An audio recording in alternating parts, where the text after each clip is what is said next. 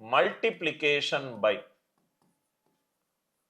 25, multiplication by 25,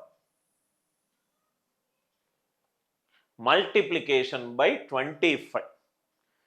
5ని 10/2 అన్నాను, 25ని 100/4 అంటున్నాను. అంటే ఏదైతే నంబర్ 25 తోటి లబ్ధం అవుతుందో రైట్, దానిని 4 తోటి డివైడ్ చేయండి. 25 × 64, 25 × 64, ఇది 4 తోటి డివైడ్ అవుతుంది, ఇది 4 తోటి డివైడ్ అవుతుంది, ఇది 4 తోటి డివైడ్ అవుతుంది, ఇది కాట్లేదు, అది టైప్ 2.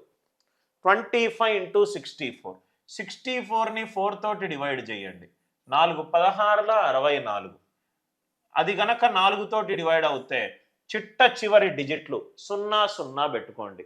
కాబట్టి ఆన్సర్ ఎంత? 1600. 248, దీనిని 4 తోటి డివైడ్ చేయండి, 4 6ల 24, 4 2ల 8, ఇది 4 తోటి డివైడ్ అవుతుంది కాబట్టి 2 0లు చివరన పెట్టుకున్నా, 2 0లు చివరన పెట్టుకున్నా. 6200. 25 × 488, దీనిని 4 తోటి డివైడ్ అవుతుందా? అవుతుంది. 4 1s are 4, 4 2s are 8, 4 2s are 8, 4 తోటి డివైడ్ అవుతుంది కాబట్టి చిట్ట చివర 2 0లు పెట్టుకోండి, చిట్ట చివర 2 0లు పెట్టుకోండి. ఈ 3 ప్రాబ్లంలు అందరికీ అర్థమైందా? 25 × 4 తోటి డివైడ్ అయ్యే నంబర్ ఉందనుకోండి, దాన్ని 4 తోటి డివైడ్ చెయ్యండి.